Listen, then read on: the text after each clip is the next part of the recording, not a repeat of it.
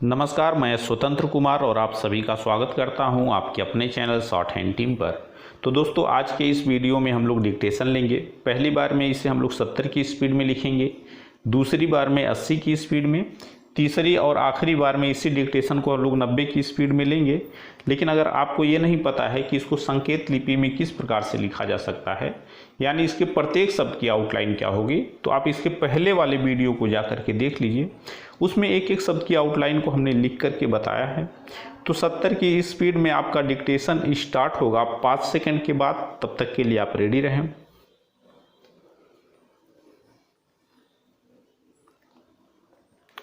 Start. गांवों में जीविका का प्रमुख स्रोत कृषि है।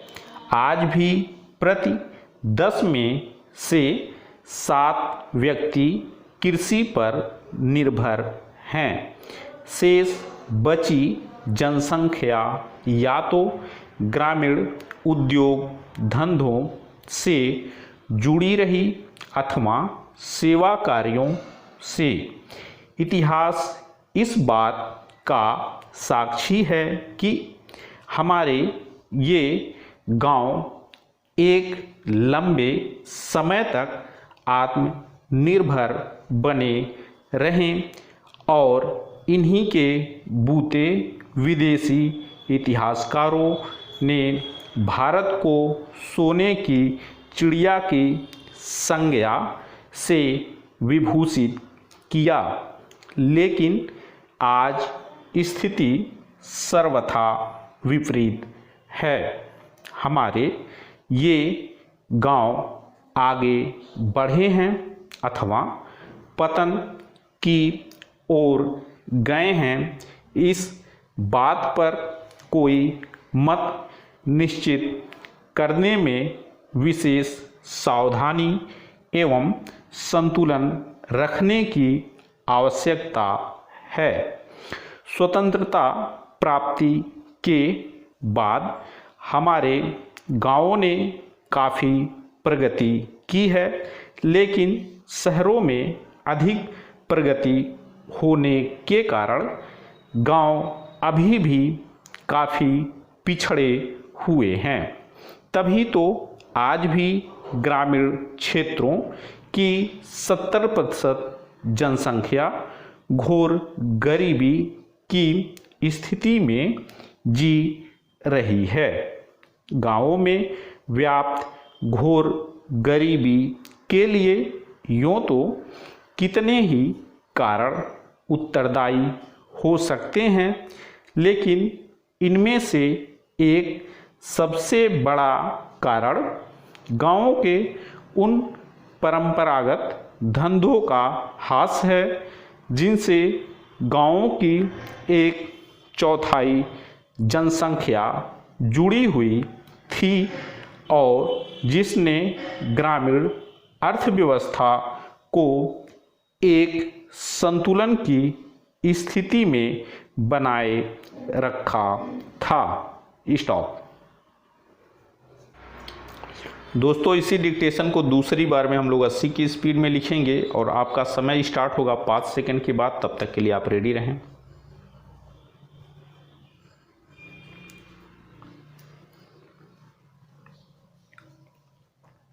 स्टार्ट। गांवों में जीविका का प्रमुख स्रोत कृषि है। आज भी प्रति 10 में से 7 व्यक्ति कृषि पर निर्भर हैं।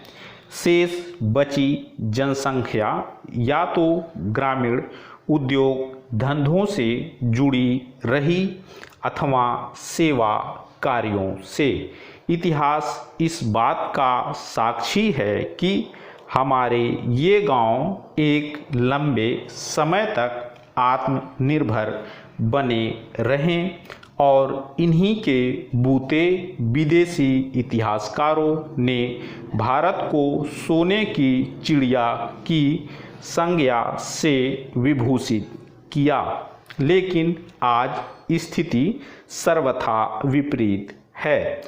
हमारे ये गांव आगे बढ़े हैं अथवा पतन की ओर गए हैं, इस बात पर कोई मत निश्चित करने में विशेष सावधानी एवं संतुलन रखने की आवश्यकता है। स्वतंत्रता प्राप्ति के बाद हमारे गांवों ने काफ़ी प्रगति की है, लेकिन शहरों में अधिक प्रगति होने के कारण गांव अभी भी काफ़ी पिछड़े हुए हैं। तभी तो आज भी ग्रामीण क्षेत्रों की 70% जनसंख्या घोर गरीबी की स्थिति में जी रही है। गांवों में व्याप्त घोर गरीबी के लिए यूँ तो कितने ही कारण उत्तरदायी हो सकते हैं, लेकिन इनमें से एक सबसे बड़ा कारण गांवों के उन परंपरागत धंधों का ह्रास है जिनसे गांवों की 1/4 जनसंख्या जुड़ी हुई थी और जिसने ग्रामीण अर्थव्यवस्था को एक संतुलन की स्थिति में बनाए रखा था। स्टॉप। दोस्तों, इसी डिक्टेशन को आखिरी बार में हम लोग 90 की स्पीड में लेंगे और आपका समय स्टार्ट होगा 5 सेकंड के बाद। तब तक के लिए आप रेडी रहें।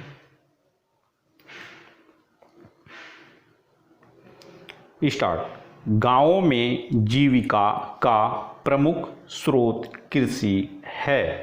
आज भी प्रति 10 में से 7 व्यक्ति कृषि पर निर्भर हैं। शेष बची जनसंख्या या तो ग्रामीण उद्योग धंधों से जुड़ी रही अथवा सेवा कार्यों से। इतिहास इस बात का साक्षी है कि हमारे ये गांव एक लंबे समय तक आत्मनिर्भर बने रहें और इन्हीं के बूते विदेशी इतिहासकारों ने भारत को सोने की चिड़िया की संज्ञा से विभूषित किया। लेकिन आज स्थिति सर्वथा विपरीत है। हमारे ये गांव आगे बढ़े हैं अथवा पतन की ओर गए हैं, इस बात पर कोई मत निश्चित करने में विशेष सावधानी एवं संतुलन रखने की आवश्यकता है। स्वतंत्रता प्राप्ति के बाद हमारे गांवों ने काफ़ी प्रगति की है, लेकिन शहरों में अधिक प्रगति होने के कारण गांव अभी तक काफ़ी पिछड़े हुए हैं। तभी तो आज भी ग्रामीण क्षेत्रों की 70% जनसंख्या घोर गरीबी की स्थिति में जी रही है। गांवों में व्याप्त घोर गरीबी के लिए यूँ तो कितने ही कारण उत्तरदायी हो सकते हैं, लेकिन इनमें से एक सबसे बड़ा कारण गांवों के उन परंपरागत धंधों का ह्रास है जिनसे गांवों की 1/4 जनसंख्या जुड़ी हुई थी और जिसने ग्रामीण अर्थव्यवस्था को एक संतुलन की स्थिति में बनाए रखा था। स्टॉप। तो दोस्तों, इस तरह से आज का वीडियो हम लोगों का कंप्लीट हुआ। मेरा प्रयास अगर आपको अच्छा लगा तो कृपया इस वीडियो को लाइक शेयर जरूर कर दिया करें। चैनल पर नए हैं तो चैनल को सब्सक्राइब करके जस्ट बगल में आपको बेल आइकन मिलेगा, उसे भी प्रेस कर दें ताकि मेरे लेटेस्ट वीडियोज आपको समय समय पर मिलते रहें और आप घर बैठे संकेत लिपि को सीख सकें। धन्यवाद।